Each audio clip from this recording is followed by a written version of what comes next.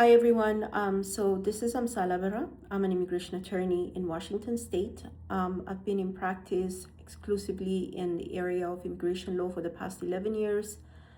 I have handled hundreds of cases involving affirmative asylum applications, defensive asylum applications, naturalization applications, family-based petitions, humanitarian-based petitions, employment-based, applications, petitions, naturalization applications, appeals with the Board of Immigration Appeal and beyond, and basically mandamus actions in front of federal courts. So, would be my very first YouTube video.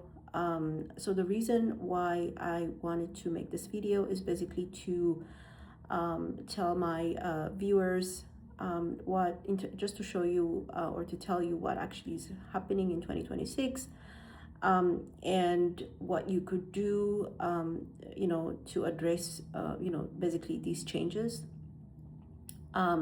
So this is just an informational video. It's not meant to give you legal advice or establish, a client-attorney relationship between us. So if you have questions regarding your individual,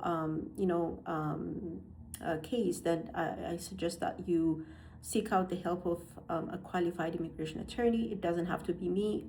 You can reach out to an attorney closest to you, so that you can, best prepared for anything that could potentially come from, USCIS or the Immigration Court or any other agency in relation to your immigration matter. So the first,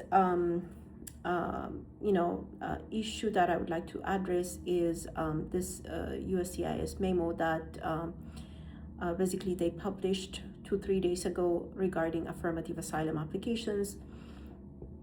They indicated that currently there are about 1.5 million people with a pending asylum application. So because it's not manageable for them, they would like to refer substantial number of these cases to the immigration court.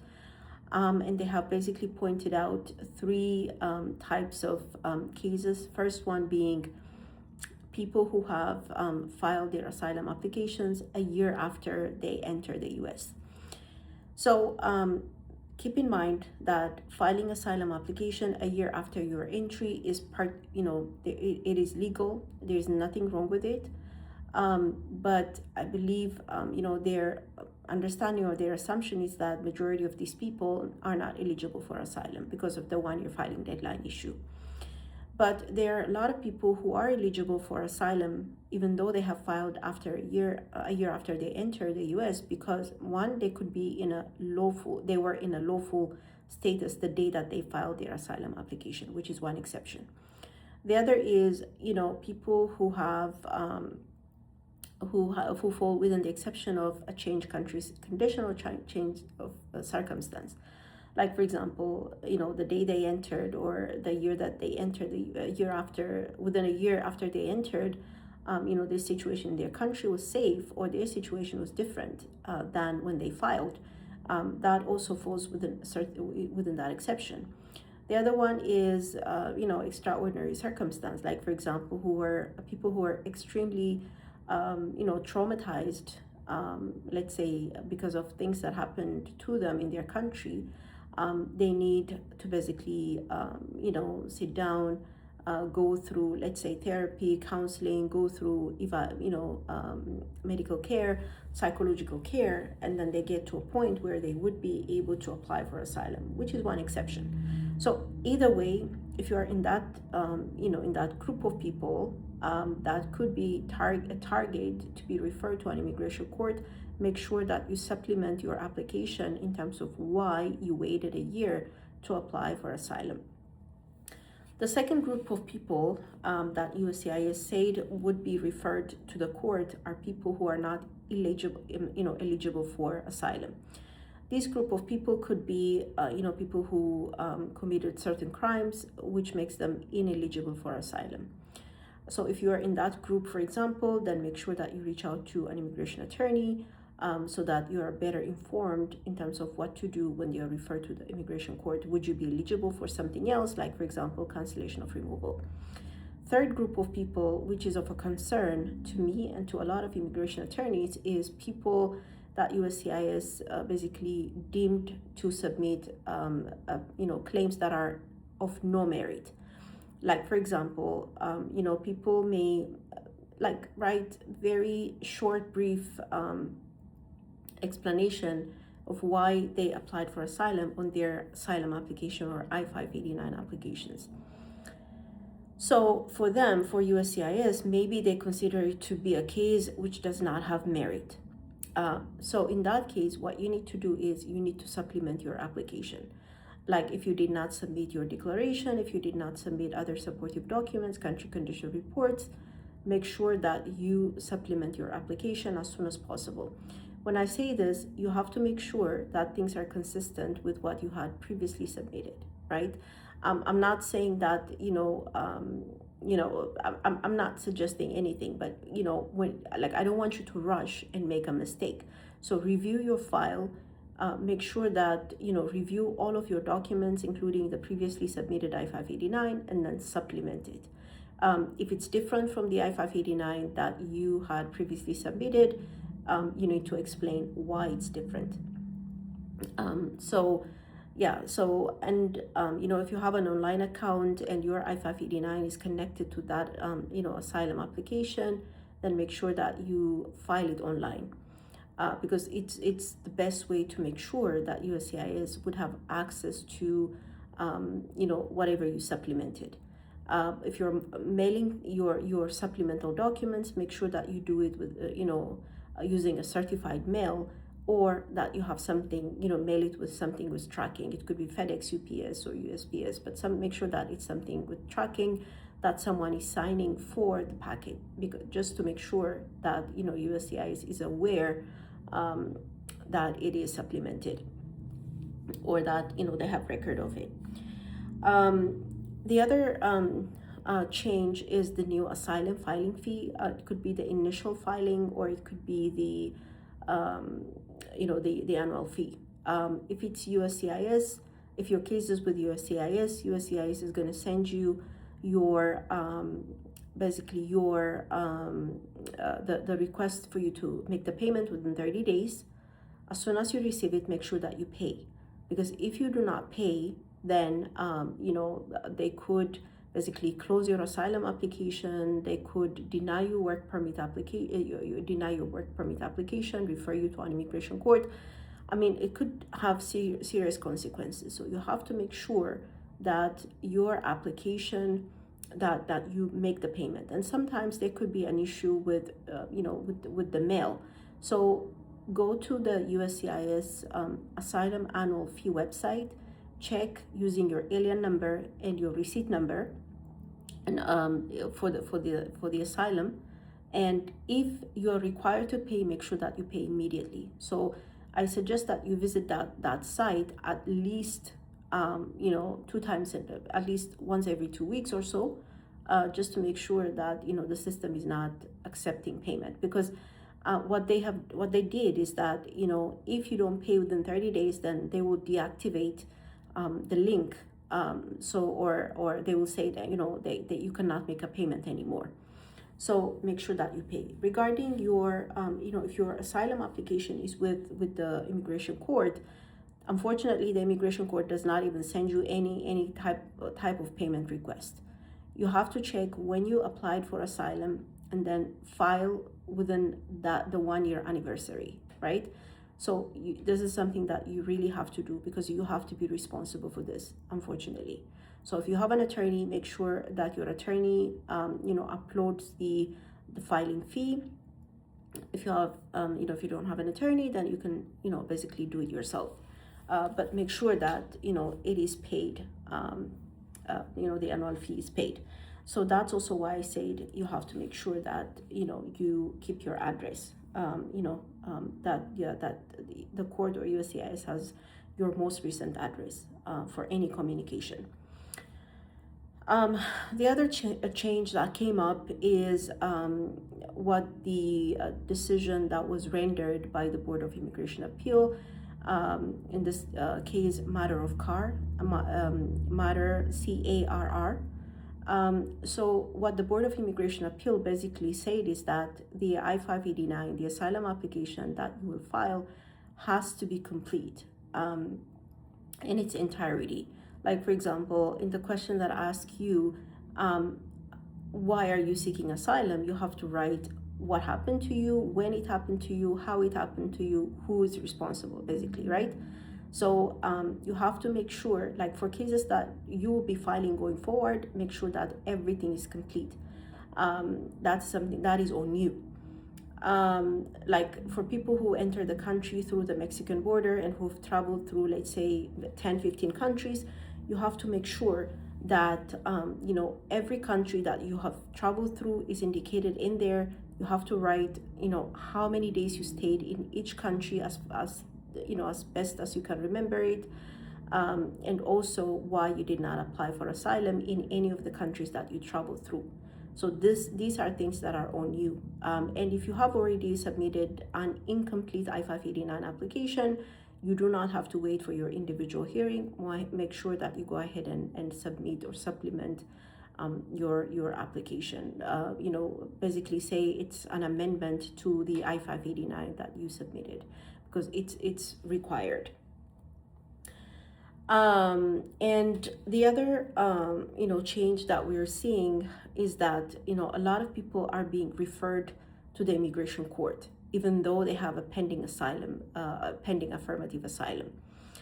And so basically you have to avoid making any kind of mistakes.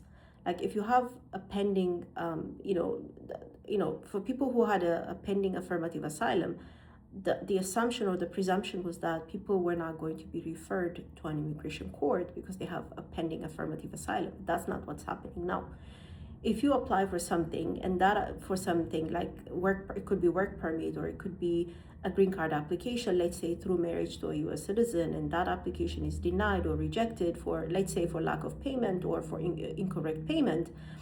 Even if your bank were to reject the payment and your case is rejected before that, there is a high chance that you could be referred to an immigration court, unfortunately. So when you apply for something, before you apply and before you give your credit card information, talk to your bank. Let them know that you are basically making a request for USCIS to take money from your account. Make sure that the bank is not going to reject the payment, because if they do and USCIS were to reject it, there is an issue of being placed in a deportation proceeding. So this is something that you have to take very, very, very seriously. And also make sure that you are applying for a benefit that you are eligible for, right? A lot of people find themselves in a position where they file for something when they're clearly not eligible, or they're not eligible at the time that they filed it, and they find themselves in a deportation proceeding even though they have an affirmative asylum. Just to give you one example, people who apply for EADs before they reached 150 or 180 days. So you have to be very careful. So just to avoid the mistake of the mistake of not catching these issues, I would advise talking to seeking the legal advice from an attorney. Even though you don't retain that attorney or her, him or her, you can basically ask, is this application good to go, right? It is not a full legal representation, but at least it would guide you, or he or she would guide you in terms of whether it's safe for you to proceed. The other change that we are seeing is that ICE is basically detaining people with affirmative asylum application while traveling domestically on a flight. So unless you have an underlying non-immigrant status, that allows you to legally stay here, I would not recommend for you to travel on a flight. meaning that, we've seen it recently with an Ethiopian university professor, I believe it's in Maryland. ICE detained him saying that, his visa had expired, and the university said, no, he has a work permit based on a pending asylum application. So unfortunately, asylum is not giving you any kind of guarantee not to be detained.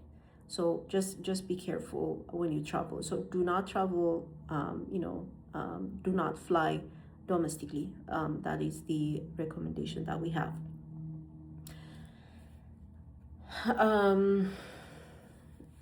The other issue that I would like to talk about is about changes when it comes to adjustment of status application. And, we are seeing a lot of discretionary denials and requests for evidences and notice of intent to deny.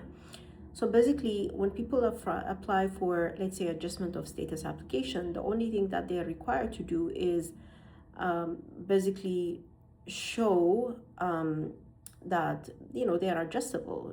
Do they have a crime? No. Have they ever been convicted of a crime that makes them inadmissible? No. Okay. Does the petitioner have the required income to petition for them, or can they get a joint sponsor? Then if it's a yes, then okay. Have they committed a misrepresentation? Do they have anything that would make them inadmissible? And if that's no, then we go ahead and file. Now, the scrutiny is more than that.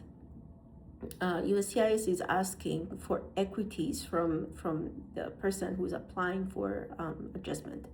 It could be, does this person what is the age of this person? What is the health of this person? What is the educational qualification of this person? What is the employment history of this person?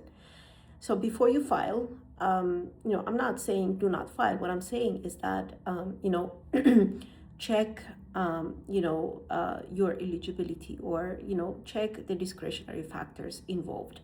Like, just an example, if you are arrested for something but not convicted, obviously you could file for adjustment.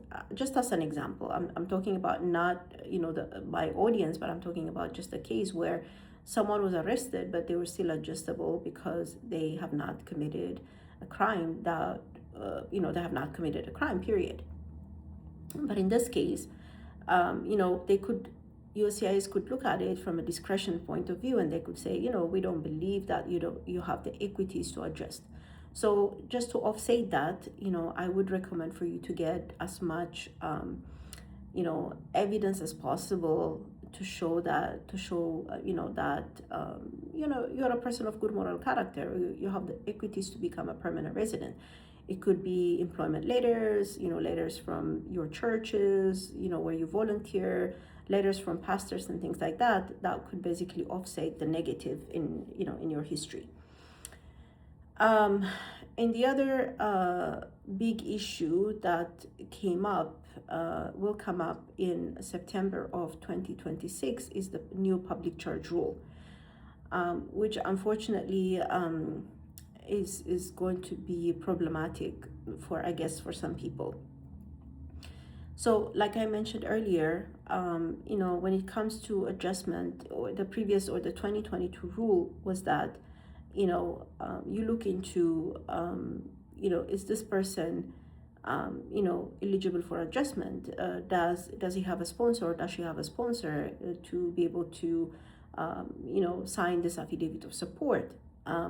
It could be a joint sponsor or the principal, but in this case, it's more than that. They look into the overall likelihood of dependency on the government, right? So it's basically looking at the totality of circumstances, like, for example, what is the age, what is the how likely are they going to be seek benefit from the government, basically. So this will come into effect in September of 2026. So you can file. I suggest that you file for people who can file before September of 2026, so you will not be part of this change. But for people who are filing later, like I mentioned previously, just pinpoint your equities, more than anything. Your employment history, educational history, and things like that. The good thing about the 2026 public charge rule is that, the benefit that is obtained or basically received by a U.S. citizen petitioner is not going to be accounted for. It's not going to be a negative factor. Um, Permanent residents, even though they have a 2-year conditional green card, the benefit that they applied for will not be held against them because they are already permanent residents, or they have already been admitted for lawful permanent resident status. When it comes to naturalization application, that is also another major change. In the previously, you only need to study 100 questions. Out of those 100 questions, 10 questions would be asked. If you answer 6 out of 10, you pass. Now they're basically there's a pool of 128 questions.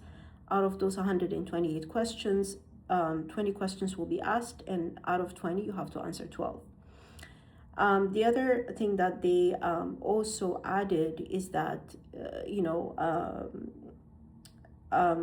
good moral character element is something that will be scrutinized, meaning that, obviously you have to be a person of good moral character, either for 5 years or 3 years, prior to you applying, depending on, whether you are married to a U.S. citizen or, this is a general application. Anyway, now the good moral character is to be shown through different things, like have you been filing your taxes, what is your employment history like, what is your educational history like, military or public service, family caregiving roles, these are things that they look into. They even added that they have the right to basically ask the neighborhood about you, about the neighborhood where you live in. So basically, before you file, obviously what you study is different than what people had to go through. Even the good moral character is more, onerous than, what people had to go through. So make sure that, you document through different, different ways that you're a person of good moral character. You can get your employer to write a letter for you, your pastor, even your neighbors, if they have some kind of, especially like, if they are part of the military, were a veteran and things like that. So I think that would be something that, I would, advise my clients. The other thing that would basically that is changed in an immigration court setting is that the filing deadlines have changed in an immigration court. The previous, for non-detained cases, the default was you have to file everything 15 days before your individual hearing. Now it's 30 days prior. Unless the judge gave a different order, in that case you have to follow the judge's order, basically. The other major change is regarding the work permit applications. So with these, you used to have automatic extension. So when you renew your work permit, it automatically gave you a 540 days extension. So until you get the actual the work permit or EAD, you are eligible to continue to work. But now that's not what is happening. So you have to make sure that you apply for renewal 6 months prior the card expires, because if you delay, then the chances of you not getting your EAD on time prior to the expiration of the card is very minimal. So make sure that you're on top of when your EAD would expire, so that you can file online. You can file basically on time.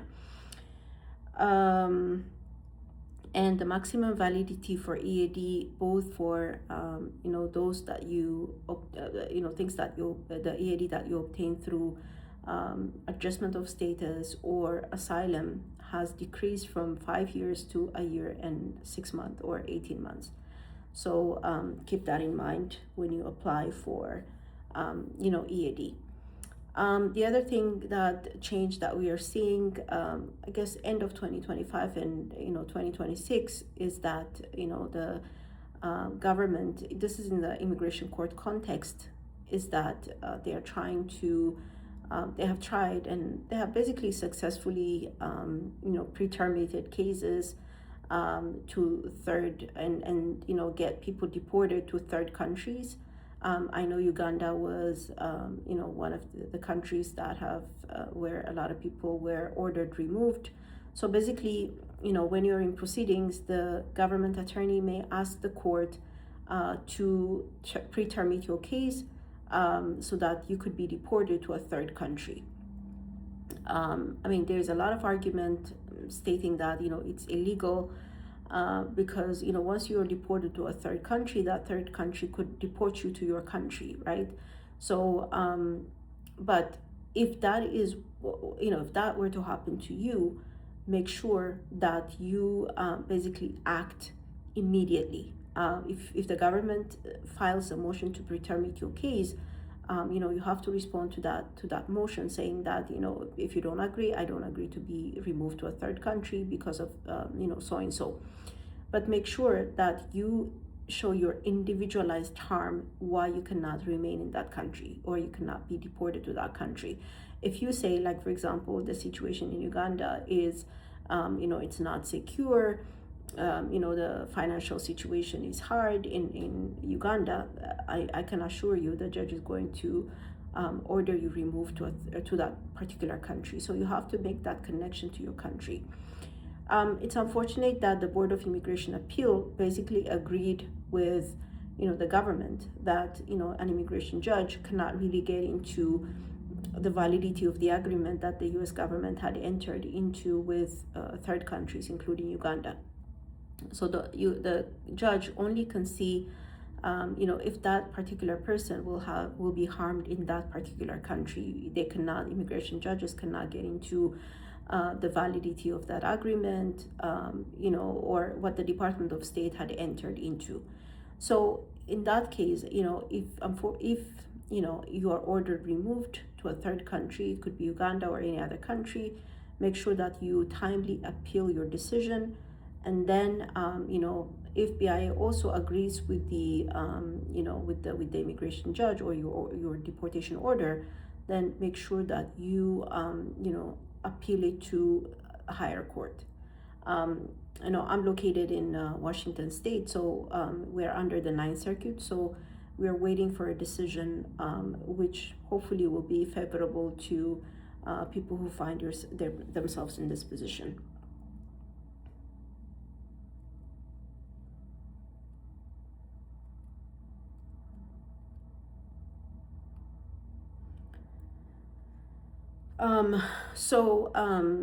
For countries, nationals of countries from these 75 countries, including Ethiopia, for example, people who applied for immigrant visas are not being issued, unfortunately, because of a hold, that the Department of State put on hold. Like for example, if you are married to a U.S. citizen and then you conduct your interview is conducted in one of those consulates and you are a national of these 75 countries. So make sure you can either file a lawsuit against the government or you can join a lawsuit that is currently active.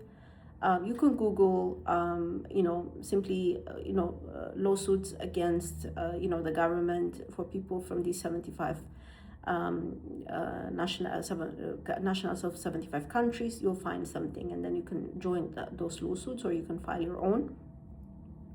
But the bottom line is you have to make sure that you reach out to the embassy at least once a year from the date of the interview. The reason is that if you don't do anything, then the process you will go through, or your case will go through a revocation process. So even though it is the embassy that basically is not able to issue the visa because of this rule, but if you do not do anything, unfortunately, your visa could be revoked. So at least they would start the revocation process. They will give you a year, and then they will revoke it. So make sure that you keep in contact with the embassy at least once a year, but a few times in a year is something that is preferred. So these are the changes that I basically wanted to talk about. If you have any questions, or if you want to have a consultation with our office, yeah, you may call us at 206-734-7614. Again, that is 206-734-7614. Thank you.